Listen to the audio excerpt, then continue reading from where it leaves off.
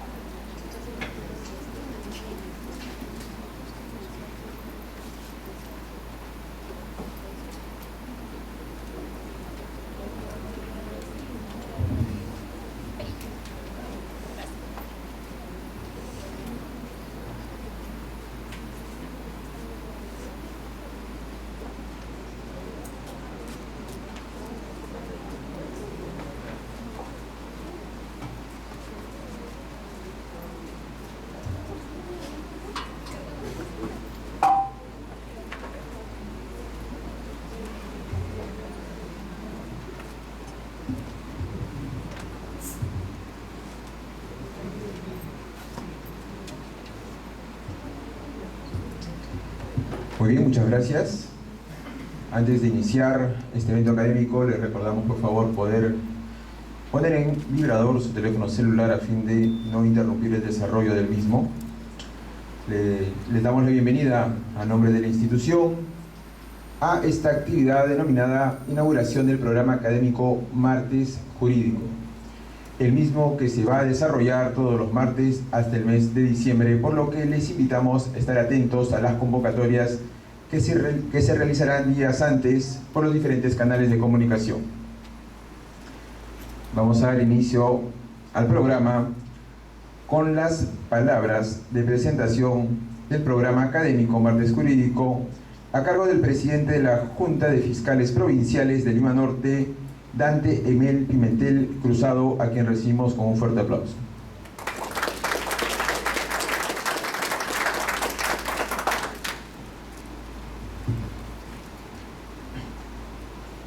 Señor doctor Marco Antonio Yepén Zapata, presidente de la Junta de Fiscales Superiores de Lima Norte, señor doctor José Antonio Caro Young, que nos acompaña en la mesa de honor, señores fiscales, personal administrativo, cesegristas, voluntarios, señores y señoras. La presidencia de la Junta de Fiscales Provinciales, en coordinación con la presidencia de la Junta de Fiscales Superiores, teniendo en consideración la importancia de la capacitación permanente y constante que debemos tener los integrantes del Ministerio Público, dado los cambios legislativos, la jurisprudencia, como todos sabemos, tal es así la semana pasada, por eso se han dado nuevos criterios de la prisión preventiva, así que tenemos que cada día tenemos mayores exigencias en nuestra labor, y la única manera de enfrentar estos nuevos retos es la preparación académica constante. Por eso, en razón de eso, es que tanto la presidencia de la Junta de Fiscales Superiores como la presidencia de la Junta de Fiscales Provinciales hemos considerado necesario llevar este programa de los martes académicos, donde pues trataremos temas de actualidad desde la óptica teórica también como práctica. Así, en la fecha vamos a tratar sobre la importancia de la teoría del delito en la labor fiscal, para la cual contamos con la presencia del ilustre doctor José Antonio Caro Young, quien nos va a enfocar sobre la materia. Asimismo, en lo sucesivo tendremos otros temas que vamos a tratar en estos martes jurídicos, tales así el próximo evento va a ser la aplicación del nuevo Código Procesal Penal de Lima Norte desde la mirada de la Judicatura, para lo cual también vamos a contar con jueces de acá de la Corte Superior de Lima Norte, quienes ya nos van a ver, nos van a apreciar a ver cómo es que estamos llevando nuestra actividad como fiscales desde la vigencia del Código Procesal Penal. Nos dirán nuestros errores, nuestros aciertos, para que es la única manera que nosotros podemos ir mejorando. Así también Vamos a tener otros temas como los precedentes vinculantes en materia penal y procesal penal, la imputación necesaria, tendremos temas de criminalística, experiencias sobre las salidas alternativas, temas sobre violencia contra la mujer integrante del grupo familiar, entre otros. Para lo cual pues contaremos con expositores de la defensa libre, como nos acompaña hoy el doctor José Antonio Carollón. Tendremos expositores de nuestra Casa de Lima Norte, tanto magistrados del Poder Judicial como de la Fiscalía, así como también invitaremos a fiscales de otros distritos fiscales, peritos en criminalística, etc. ¿Por qué? Para eso también necesitamos la participación y el compromiso de todos los integrantes de nuestro distrito. Pedimos a ustedes sugerencia y apoyo, que ya tenemos amigos vinculados a lo académico, propongamos a ellos, contemos con ellos. Convencido que será provechoso para nuestra actividad diaria a cada uno de nosotros, pido un sacrificio adicional y de esta manera, con el apoyo y participación de cada uno de nosotros, los integrantes de la Fiscalía de Lima Norte, estoy seguro que este programa a realizarse durante todo el ejercicio de este año será exitoso. Muchas gracias.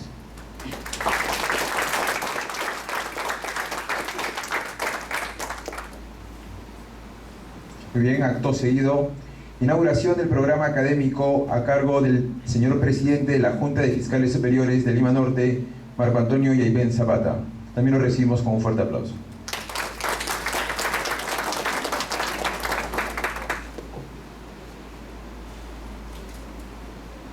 Señor José Carollón, señores fiscales, personal administrativo presentes. En esta oportunidad les agradezco su presencia en este auditorio del Distrito Fiscal de Lima Norte, donde vamos a dar inicio a las conferencias denominadas dentro del programa denominado Martes Jurídicos, dentro del programa de la capacitación por la implementación del Código Procesal Penal en este distrito fiscal.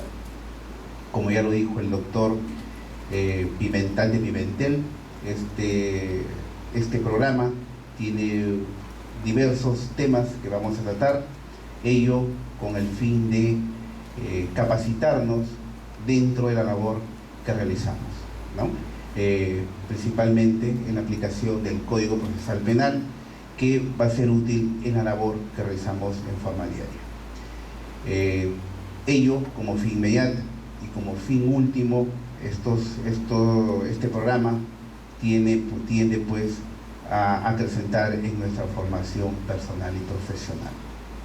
Bien, señores, el día de hoy vamos a contar con la presencia del doctor José Carollón, con quien damos inicio a este programa, y en ese sentido doy por inaugurado el programa Martes Jurídicos.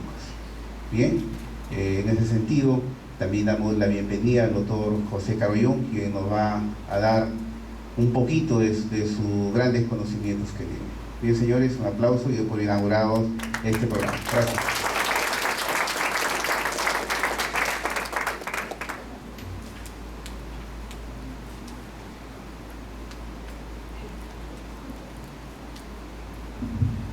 Muy bien, agradecemos la presencia y participación del doctor José Antonio Carollón, y antes de darle el pase vamos a hablar una breve reseña de su trayectoria. El doctor José Antonio Carollón es abogado por la Universidad Nacional Mayor de San Marcos, doctor en Derecho por la Universidad de Bonn, Alemania, profesor de Derecho Penal de la Facultad de Derecho de la Universidad del Pacífico y de la Pontificia Universidad Católica del Perú. Su línea de investigación se centra en los fundamentos dogmáticos de legitimación del derecho penal, la teoría de la imputación objetiva aplicada especialmente a los delitos contra delitos económicos y empresariales. Ha sido becario del Servicio Alemán de Intercambio Académico del Instituto Max Planck de Derecho Penal Extranjero e Internacional, así como de la Fundación Alexander von Humboldt de Alemania. Autor de diversos libros, artículos y traducciones del alemán al español. Ponente en diversos eventos nacionales e internacionales de derecho penal, abogado penalista en ejercicio, socio de Payet, Rey, Caubi, Pérez, Abogados. Muy bien, vamos a recibir con un fuerte aplauso al expositor doctor José Antonio Caroyo.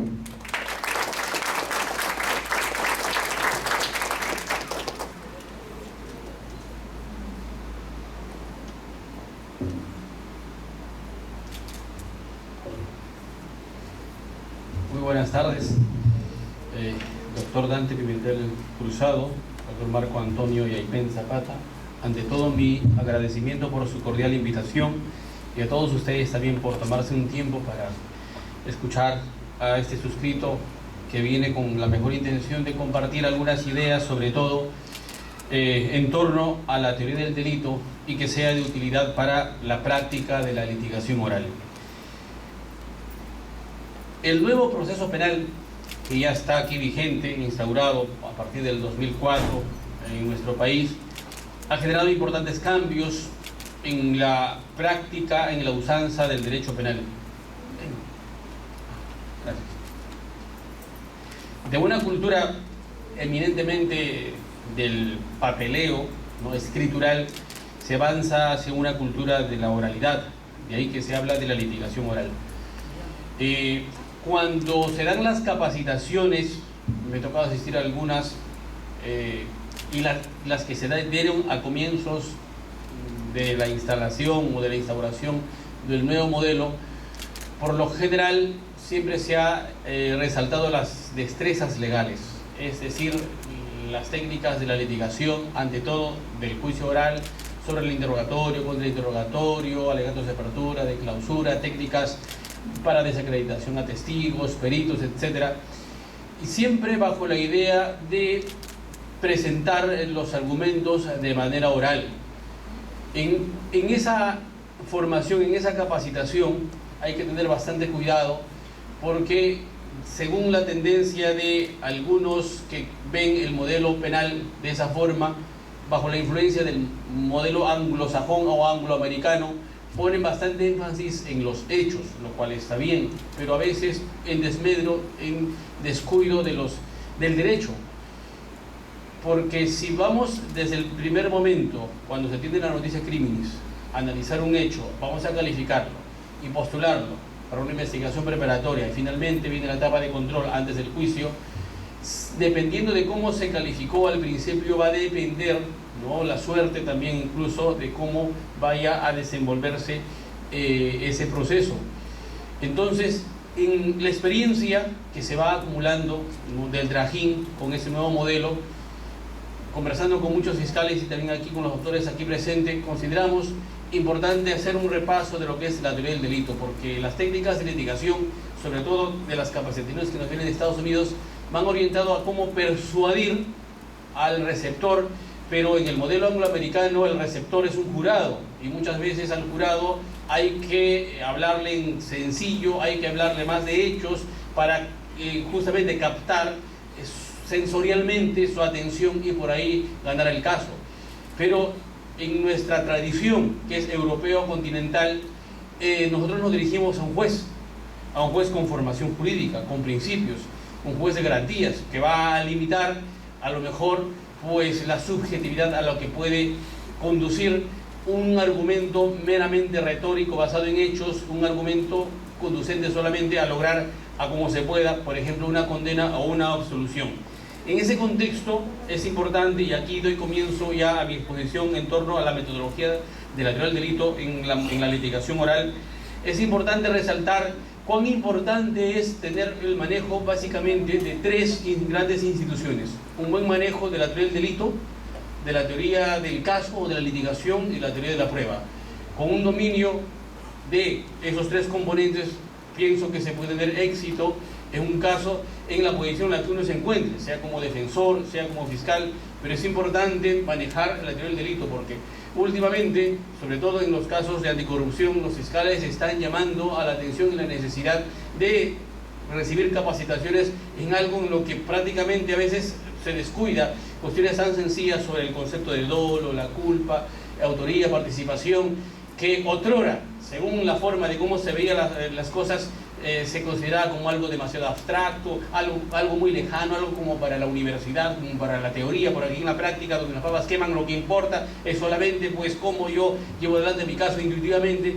Pues nos damos cuenta que no es así, que es necesario manejar y correctamente la teoría del delito, tenerla presente, porque según cómo se la aplique se va a captar mejor la imputación, se va a captar mejor la calificación y sobre todo se va a tener éxito de cara a la estrategia del caso que uno va a implementar. Quiero citar a Silva Sánchez, maestro, profesor español, quien dice, por ejemplo, que quien carece de una sólida formación doctrinal no está en condiciones de aportar soluciones mínimamente plausibles a los problemas de la aplicación diaria del derecho. Esto es importantísimo, porque la teoría del delito no nos va a llegar pues por una suerte de, no sé, de deseo, o porque pues no sé, de oídas. Hay que estudiar, hay que leer, hay que sumergirse en los textos, y es importante esto. Quiero partir para de una vez ver, fíjense, la importancia del delito con un caso ya conocido, el caso del ladrón de gallina. Este hecho ocurrió en el año 2004 en un pueblo que se llama Guamalí, cerca de Jauja. En una madrugada, una mujer estaba siendo en su domicilio víctima de un asalto, pidió auxilio y los vecinos acudieron pronto a auxiliarla, y el ladrón escapó por la parte posterior llevándose una gallina, fue atrapado con una gallina. Pues los vecinos, que luego prontamente se convirtieron en un aproximado de 100 personas, todos provistos de palos y piedras, lo arrastraron, lo llevaron al centro de la plaza de la comunidad, lo amarraron a un poste, lo sujetaron, golpearon y prácticamente pues lo mataron. A partir de este hecho se inició una investigación penal por el delito de asesinato contra varias personas, entre ellas contra la propia mujer víctima, pero porque ella dice que es la que acusó a la mayor cantidad de personas, y entre ellos también se procesó al presidente de la comunidad campesina. A todos se les procesó por el delito de homicidio calificado, a 5 en total. A 4 de ellos homicidio calificado por acción, y a uno de ellos, al presidente, por omisión, en comisión por omisión. ¿Por qué? A los que se les imputó el homicidio calificado por acción fue porque actuaron con gran crueldad, de manera innecesaria le infligieron un dolor a la víctima, y esta concluyó así, de esta manera. Al presidente, porque cuando en la madrugada fueron a tocarle la puerta, a avisarle que estaban matando, estaban linchando públicamente a una persona, dice la jurisprudencia, dice la sentencia de la Sala Penal de Junín, que siendo la máxima autoridad de esa comunidad, teniendo el deber de garante de evitar esa muerte, prefirió quedarse en su domicilio y no salió prontamente a parar ese linchamiento. Por tanto, su omisión equivale a una acción, omisión por omisión. A él se le castigó a 8 años de pena privativa de libertad, porque el artículo 13 del Código Penal habilita la atenuación facultativa en los casos de omisión, a los demás a 15 años porque actuaron comisivamente. Entonces, aquí va la pregunta. La calificación de ese hecho estuvo bien realizada en relación al presidente de la comunidad, aquí en particular, porque dependiendo de cómo yo comprendo los hechos y hago la subsunción frente a la norma, de ello va a depender el futuro del caso. La Corte Suprema finalmente puso una solución, a mi juicio, correcta, y absolvió al presidente de la comunidad. ¿Por qué? Porque no se puede caer en el juicio de subsunción en una mera conjetura, en una mera corazonada, en una mera intuición, porque el Ministerio Público postuló el cargo y la sala hizo suyo ese cargo. El fundamento o el argumento fue, siendo la máxima autoridad, tenía el deber de garante de evitar, dice, ese resultado. Si hablamos de deberes de garante, estamos hablando de deberes jurídicos. Entonces, por ser el presidente de una comunidad campesina, se tiene el deber jurídico de evitar muertes de ciudadanos que vayan a ser linchados en el territorio, naturalmente, de su jurisdicción. No es así. La pregunta es, ¿cuál es el deber jurídico que él quebrantó? Y la Corte Suprema hace un análisis correcto, y la Corte Suprema concluye que el deber jurídico que atañe a un presidente de la comunidad es un deber de naturaleza administrativa, y de naturaleza preventiva solamente en atención a las circunstancias propias, al contexto social que rodea a ese rol, que rodea a esa posición. Y citando el Estatuto de la Comunidad, se fijó que los deberes son netamente, por ejemplo, de organizar faenas, asambleas, cuando tenga que ver con asuntos propios del cargo o de lo que la necesidad demanda de una comunidad campesina, pero existiendo una comisaría en la cercanía, no se le puede trasladar, extender un deber jurídico que a él no le corresponde, entonces corresponde a otro, a la policía. Ya tendrá que averiguarse si la policía fue comunicada oportunamente, si la policía actuó o no actuó, pero no se puede condenar a una persona por una mera corazonada, solamente porque me parece. Entonces es importante de entrada ya tomar en cuenta estas consideraciones. Entonces, la teoría del delito es un sistema de conceptos estructurados ya con 200 años de evolución en la estructura de concepto tripartita, que dice que el delito es una conducta típica, antijurídica y culpable. No es posible analizar la culpabilidad si previamente no he afirmado la antijuricidad. Y no puedo además establecer que la conducta es antijurídica si previamente no he definido qué es típica. Hoy, en el lenguaje actual, una conducta es típica cuando reúne el significado, la semántica de la conducta, de rebasar los espacios de un riesgo permitido. ¿Qué cosa es un riesgo permitido?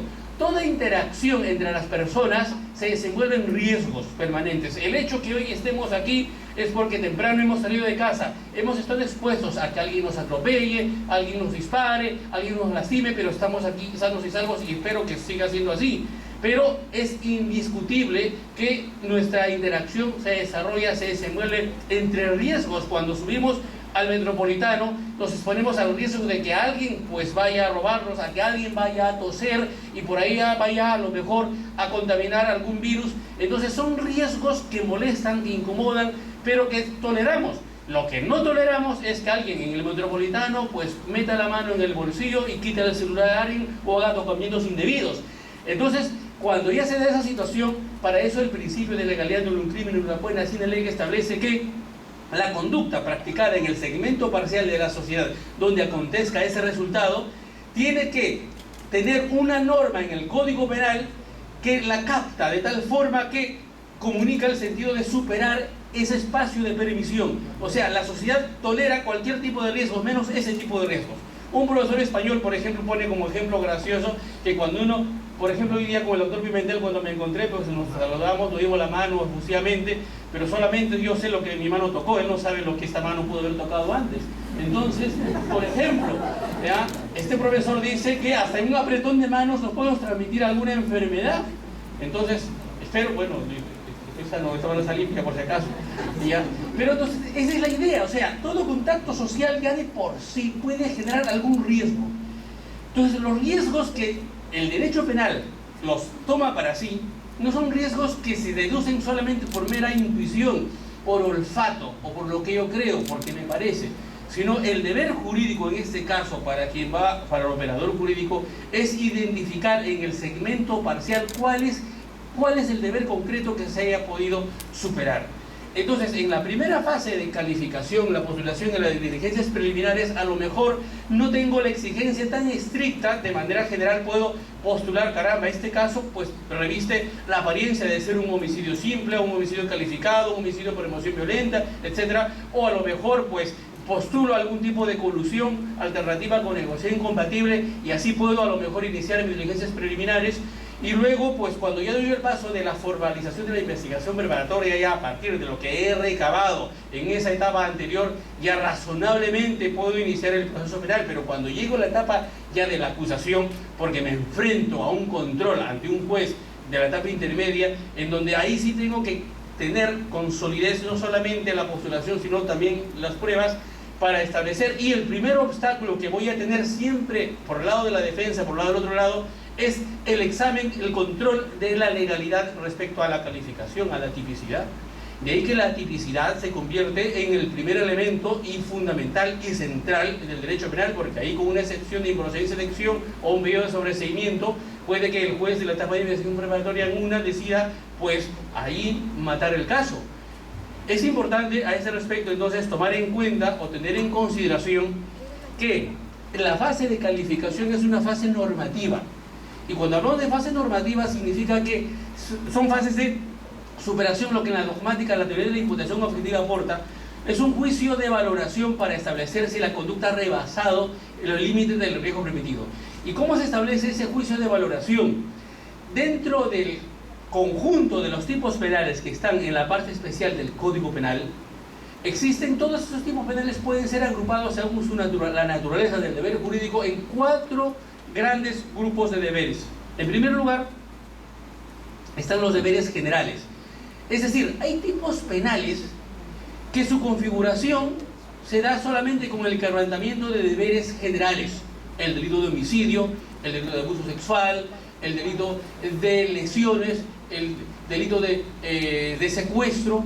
O sea, hay deberes generales del nemen lede que a la persona le fija un límite de no dañar a los demás en sus derechos, no lesionar, no matar, etc.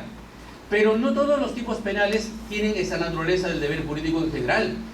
El segundo grupo está reservado para los delitos que requieren ya para su configuración de la identificación del quebrantamiento de deberes especiales.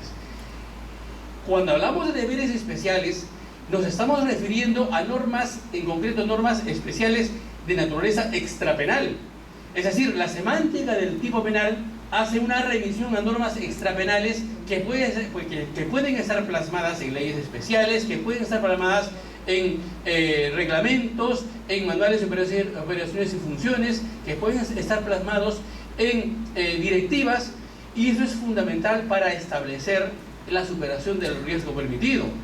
Un ejemplo palmario de esto, por ejemplo, se da en el delito de homicidio calificado.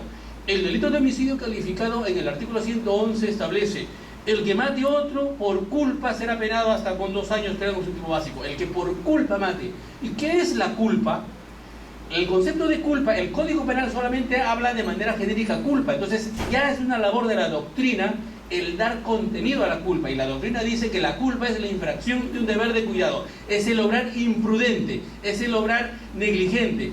Y esa negligencia, esa imprudencia, tratándose de deberes jurídicos, tienen que estar contenidas en una norma concreta de naturaleza extrapenal.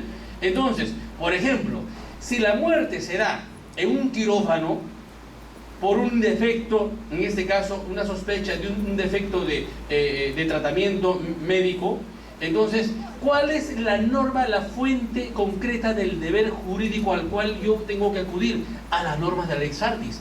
Las normas de la Lex Artis me van a establecer que esas 5 personas que están todas con mascarilla, que rodean al paciente en el quirófano, no todos tienen los mismos deberes. Hay algunos que desempeñan pues el deber de cirujano, el deber de anestesiólogo, hay un asistente, hay una enfermera. Entonces, y dependiendo de cuál es la razón, la causa para la muerte, tendré que identificar si es por una sobredosis. Voy a perder el tiempo examinando el comportamiento del cirujano o del asistente o del enfermero.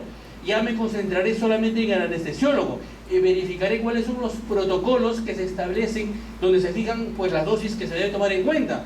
O al revés, si es por un defecto de una operación, porque no se revisó adecuadamente antes de la operación, a lo mejor las radiografías, o porque hay un exceso en los cortes, yo como juez penal no puedo de manera intuitiva dar una respuesta. Tengo que acudir a los protocolos médicos que se establecen, que fijan claramente de cuál es la manera, cómo debe actuar esa persona en su rol. Si se dan cuenta, ese tipo penal, el artículo 111 de manera general, solamente fija la culpa, pero la culpa tiene que ser concretada en el segmento concreto de la sociedad en función de la normatividad que da sentido a ese sector, al sector de la medicina en este caso. Pero si, por ejemplo, la muerte acontece acá en la avenida La Tupac Amaru y alguien es atropellado, ya no me sirve las normas de la Lex Artis de la medicina, sino tendré que verificar las normas, en este caso, de seguridad, las normas del tráfico viario, que me va a permitir es entender en ese contexto cómo ocurrió, si la velocidad el conductor respetó los límites máximos mínimos, o cuál fue el comportamiento de la víctima a este respecto, porque la víctima también tiene hoy por hoy deberes de autoprotección, porque el paternalismo, todo es asunto del derecho penal, porque el paternalismo le ha hecho mucho daño al derecho penal. El derecho penal reacciona solamente frente a heterolesiones, no frente a autolesiones, porque allí en donde hay un puente peatonal puesto por el Estado para que la víctima la utilice, para su seguridad, la víctima se las juega y cruza por debajo y es atropellada, no siempre ese resultado es explicable solamente por la conducta del autor, sino tengo que ver cuál fue el comportamiento de la víctima, y si ella se autoexpuso, entonces ella superó los niveles propios de sus deberes de autoprotección, desaparece la heterolesión, estamos frente a una autolesión, prácticamente reúne el significado casi de un suicidio, y ahí el derecho penal no interviene.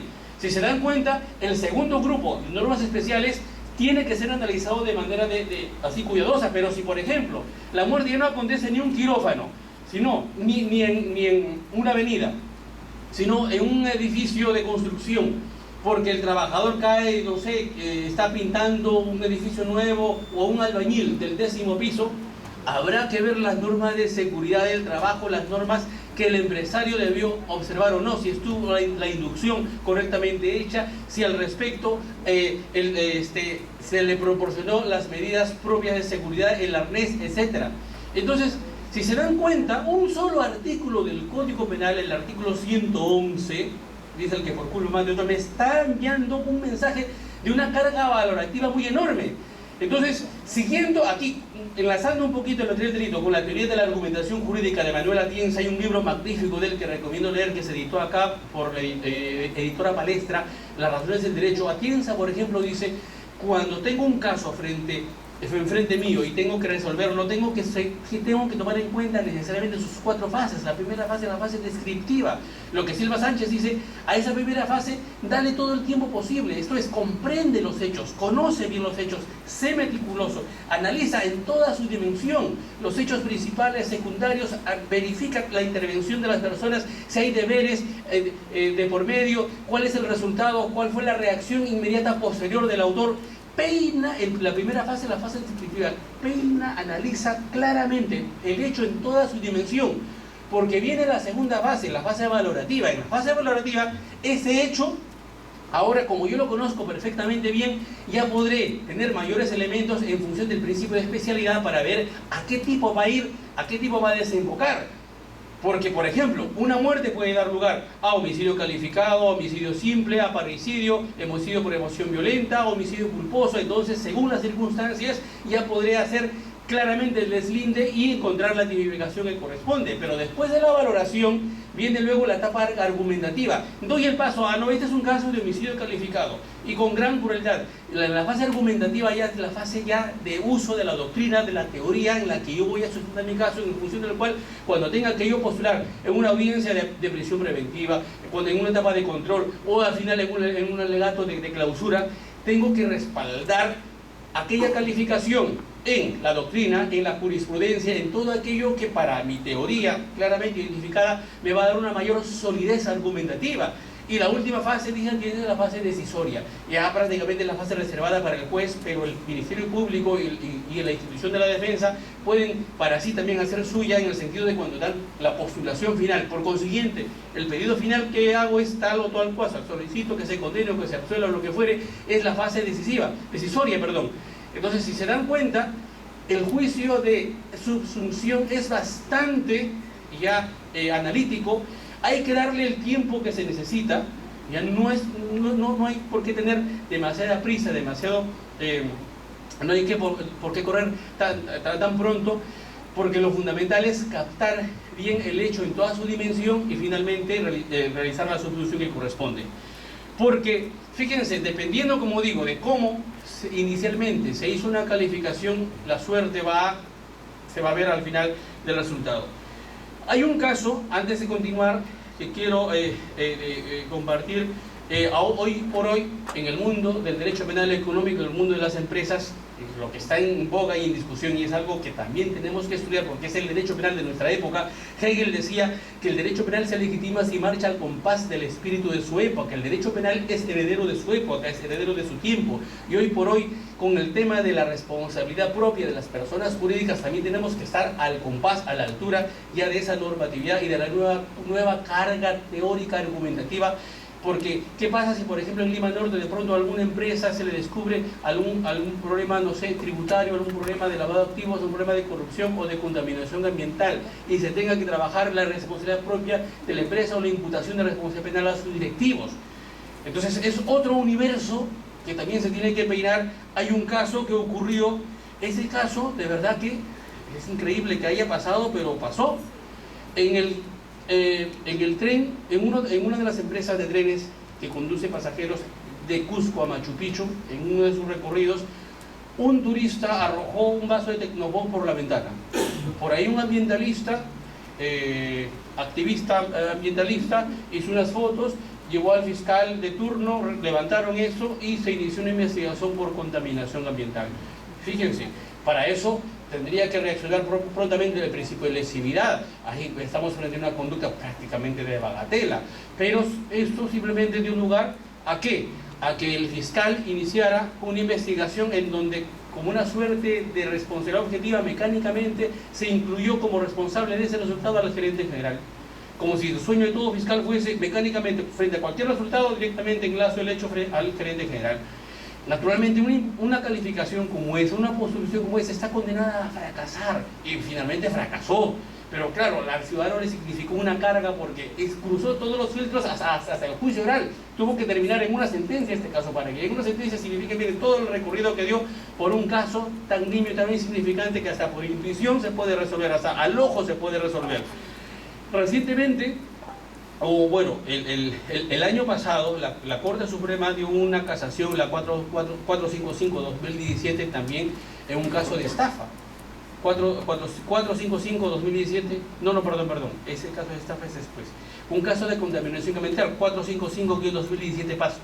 Es una sentencia, hoy por hoy se está trabajando muchísimo en lo que es en responsabilidad penal de las empresas con esa casación, porque esa casación ha establecido que cuando tengo que analizar la responsabilidad penal que le imputo a un gerente, a un directivo de una empresa, de una persona jurídica, tengo que partir del rol, en primer lugar. ¿Cuál es el rol que desempeña? ¿Cuál es la función que desempeña dentro de la estructura organizativa empresarial? No a partir del puro resultado, directamente enlazo responsabilidad a quien esté en la parte más alta de la pirámide de la organización, en este caso de la empresa. Es un caso que ocurrió en Cerro de Pasco, de una empresa minera. Se comprobó que unos residuos contaminantes fueron a parar en un río, y por eso se investigó al gerente general, y la Corte Suprema tuvo que, en ese caso, intervenir para zanjar claramente que en toda imputación, toda persecución penal, en primer lugar tiene que superar el escollo de la responsabilidad objetiva. No se responde por el puro resultado, se tiene que encontrar un enlace, un nexo de imputación entre el desvío, entre el quebrantamiento de un rol, la superación de un riesgo permitido y el resultado. Porque si yo voy a incluir al gerente general, entonces tengo que explicarle cuál es la razón. No basta con ser, por ejemplo, el titular del pliego, no basta con ser solamente quien representa como gestión dentro de la empresa, porque en toda empresa, si hay una gerencia general, entonces hay actos permisibles, normativamente actos de delegación, de transferencia de competencias, porque las gerencias se delegan y se conforman y se llevan a cabo de su actividad mediante subgerencias, y así se va hasta la gerencia de planta, tal vez. Entonces, la persona que estaba más cercana a ese hecho, quien era competente para evitar ese resultado, tendría que haber dado una explicación en primer lugar, y de ahí, si no me convence, tendría que ir subiendo y ver cuáles son los deberes de supervisión o vigilancia que tenía el superior jerárquico, si este retuvo para sí deberes de control o no, y cuál era la forma de reporte a lo mejor de ese defecto, porque puede que ese defecto sí se reportó a la gerencia, pero si de entrada el prejuicio es, incluyo, por ser gerente y ya está, entonces esa imputación, esa calificación está condenada prácticamente a fracasar, y es una pérdida de tiempo, sin lugar a dudas. El último caso, ya para continuar con la teoría, es un caso de estafa que resolvió la Corte Suprema en el año 2017, es de abril del 2017, el caso de Arequipa. Esto es, una persona vendió 53 vehículos a 3 empresarios. Después, estos 3 empresarios, tiempo después, descubrieron que la persona que le había vendido el vehículo no había sido la propietaria originaria de esos carros. Entonces la Suprema dice: un momento, en los casos de estafa, no es el supuesto, por ejemplo, como en el del homicidio, que cuando yo salgo a la calle espero a que nadie me lesione. Cuando yo interactúo con las personas y alguien me lastima con lesiones, o me ofende en honor, o dispara para homicidio, no se da a partir de una interacción en donde yo espero algo del otro. en el sentido contractual, sino simplemente lo único que yo espero es que nadie me lesione, pero en las estafas es porque hay una negociación. Ambas partes están interesadas en una negociación en donde hay uno que es titular de un patrimonio y hay otro que también tiene su patrimonio que está a punto de transferirlo a cambio de una contraprestación. Cuando se dan esos casos, dice la Corte Suprema, hay un deber mínimo de control, un deber mínimo de vigilancia, un deber mínimo de autoprotección. Si voy a comprar una casa, cuanto menos debo hacer un esfuerzo, porque rige el principio de publicidad registral, que es de jure et de jure, la presunción de averiguar cuanto menos que esa casa no esté grabada en registros públicos, que está al alcance de todos. Debo verificar si esa casa se corresponde con la de aquel que me lo está vendiendo. Lo mismo ocurre en los vehículos. Entonces la Corte Suprema llega a la conclusión, en este caso, que rige la imputación a la víctima. Es un problema netamente contractual que no tiene que ir al derecho penal, es un incumplimiento de contrato, porque la persona que compra un vehículo, y si compra 53 vehículos, cuando menos tuvo que haberse cerciorado en que quien se lo vendía era el titular de esos vehículos. El derecho penal no está para proteger a los incautos, a los ingenuos. El derecho penal está para reaccionar, para proteger a las personas que racionalmente, con una racionalidad estandarizada, se conducen en sociedad. Si hay que ver la accesibilidad normativa, si está al acceso de todos la información, entonces no es posible hablar, uy, me engañó. ¿Cómo que te engañó? Si tú por ti mismo pudiste haber salido de ese supuesto engaño, ¿no? Entonces, dicho esto, fíjense, si se dan cuenta, la calificación es fundamental. Pero hemos visto los deberes generales, los deberes especiales. El tercer grupo de deberes, que dentro de los cuales se clasifican los tipos penales de la parte especial, es el grupo de los deberes de las normas del estándar de conducta. Lo que en el Código Penal, artículo 20, inciso 8, dice: está exento de responsabilidad penal el que obra en el ejercicio legítimo de un oficio. Los oficios estandarizados. Hay oficios que tienen una normatividad mayor, por ejemplo, el oficio de las profesiones, para lo cual existen colegios profesionales que tienen sus códigos deontológicos que marcan los límites de actuación de sus miembros. Los abogados tenemos el código de ética del abogado que fija nuestros límites, nuestros roles en la forma como debemos interactuar con las personas que nos encargan un patrocinio. Dice, por ejemplo, que debo actuar con probidad, debo en relación a la persona que busca mis servicios, y así como también tengo derecho a ser honrado con honorarios en función de mis servicios. Y también está la Constitución que fija los límites para los casos de lavado de activos. Entonces, hay oficios que tienen una mayor normatividad, pero hay otros que cuya normatividad surge de la práctica social, de la práctica reiterada y permanente de ese oficio, en buena cuenta de la costumbre. Me refiero a los casos tan famosos denominados hoy ya con claridad en el lenguaje ya convencional del derecho penal, el rol del taxista, por ejemplo, el rol del paradero, el rol del albañil, porque han habido casos, por ejemplo, sin ir muy lejos, un albañil que le construyó, hay una persona conocido como el narcoturbo que está purgando condena. A él se le procesó por lavado de activos y también se incluyó en ese proceso al albañil, porque el albañil que le construyó su jacuzzi donde él solía bañarse con sus amigas, ese albañil pues recibió un dinero de alguien que se lo habían forjado realizando acciones de narcotráfico. Entonces, la Sala Penal Superior de la Sala Penal Nacional absolvió en este caso a los albañiles porque ellos realizaron una acción cotidiana, actuaron conforme a su rol. Obviamente tienen derecho a que le honren con un honorario, ¿no? Entonces no tienen un deber policíaco de ir y decirle: Turbo, demuéstrame tú que la plata con la que me estás pagando realmente proviene de una actividad lícita, no ilícita. Entonces no se puede cargar y sobrecargar sobre roles tan estereotipados, tan neutros, roles tan inocuos, deberes jurídicos que no existen. La Corte Suprema también, hay una retahíla de casos de taxistas que han sido absueltos por transportar burrieres, pero también hay otros que sí han sido condenados, pero es porque en el fondo ya no eran taxistas, sino fungían de taxistas. O sea, eran personas que prácticamente se valían de un rol socialmente estereotipado, un rol neutro, para encubrir actividades ilícitas. Y en los casos concretos, ya los criterios, porque es amplísimo para hablar al respecto, ya se han fijado en la Corte Suprema en que, en stricto sensu, la tarea es en captar si en el caso concreto la persona se mantuvo dentro del rol socialmente aceptado o se apartó de él. Entonces, si se dan cuenta, tenemos normas generales, normas especiales, normas de la lex artis de los médicos, etcétera, y las normas en este caso de un estándar de conducta. Haciendo esta verificación, ya en el caso concreto se tiene que establecer el delito por el cual yo estoy investigando, en qué grupo se ubica, qué naturaleza, cuál es la naturaleza del deber jurídico que en este caso tengo que demostrar que se ha quebrantado. A partir de ahí ya viene ya el arsenal probatorio, ya tengo que ver pues a los testigos, tengo que ver a las pruebas documentales, tengo que hacer actos de investigación, actos que van a permitirme entender o esclarecer mejor el problema que se me encomienda. Todo esto, entonces, se ordena bajo la idea de que estamos ante una estructura tripartita de la tipicidad, la anticuriosidad y la culpabilidad. Y aquí es fundamental el papel de la dogmática jurídico-penal. Porque la dogmática jurídico-penal es el ejercicio mental de valorar, el ejercicio mental que se hace de analizar, de argumentar, de decidir.